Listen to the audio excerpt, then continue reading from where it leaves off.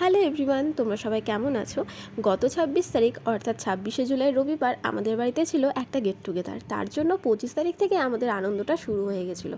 ২৫ তারিখ বিকেলবেলায় মাসি, দাদা, বৌদি আসাতে আমরা রাত্রেবেলায় বেশ আনন্দ করে সবাই মিলে গেছিলাম।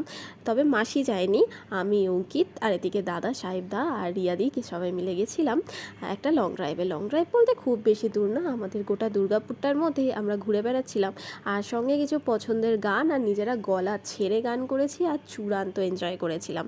তবে প্রথমবারই সবাই মিলে আমাদের এরকম একটা নাইট আউটিং, এই প্রথমবার এত এনজয় সারা জীবনের একটা ভালো মেমোরি তৈরি করে রাখবে। তাই ভাবলাম এটা ফেসবুকেও শেয়ার করে রাখি, যাতে ভবিষ্যতে আমরাও দেখতে পাই। তবে আফসোস একটাই, এত ভালো ভালো গান আর আমাদের গলা ছেড়ে এই যে আনন্দ করাটা, এটা আমি তোমাদের শোনাতে পারলাম না শুধুমাত্র কপিরাইটের ভয়ে। তারপর আমরা রাস্তা দিয়ে যেতে যেতে একটা পানের দোকানে দাঁড়িয়েছিলাম, সেখানে সবাই মিলে পান খেলাম, আইসক্রিম খেলাম। তারপর ওখান থেকে আবার বেরিয়ে গেলাম, আবার বেশ ঘন্টা দুয়েক ঘুরে বাড়িতে চলে এসেছিলাম। তবে রিয়াকে দিদি বলছি, রিয়াকে আমরা এমনি দিদি বলি না, রিয়াকে কিন্তু আমরা নাম ধরেই ডাকি।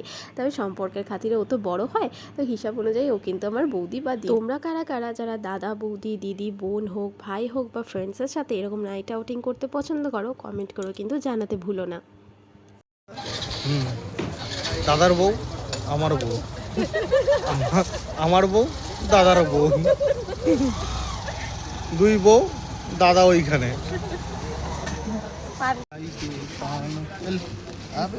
ও দুজন দুজনকে খাই দেবে নাকি? আচ্ছা।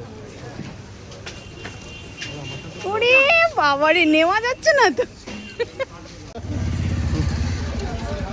না পারে না, পারে না, একজনও পারে না। এই ভিডিও ক্লিপগুলো দেখলে মন ভরে যায়, কারণ চারজন যে বেরিয়েছিলাম, চারজনের মধ্যে কেউই সেদিনকে কিন্তু আনন্দ করতে একটুও কমতি করেনি। আনন্দ করাটাই হচ্ছে বড় কথা, কারণ এই মেমোরিজগুলো আমার মনের চিলেকোঠায় সারা জীবনের জন্য থেকে যাবে। আর তোমাদের সঙ্গেও শেয়ার করবো এরকম আরও অনেক অনেক মেমোরি ভবিষ্যতে। এখনকার মতো টাটা, বাই বাই, দেখা হচ্ছে নেক্সট ভিডিও।